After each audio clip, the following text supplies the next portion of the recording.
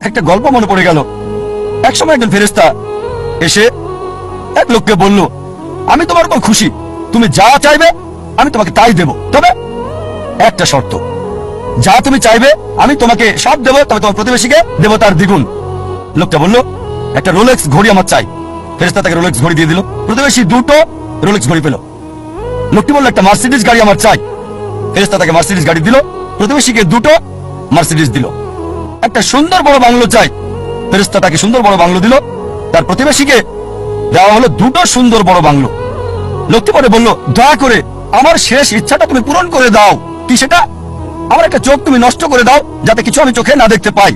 চিন্তা করেন, সে তার নিজের চেয়ে প্রতিবেশীকে নিয়ে বেশি ব্যস্ত। তার জীবন সহজ কিন্তু জটিল সেটা ভাবছে না সে।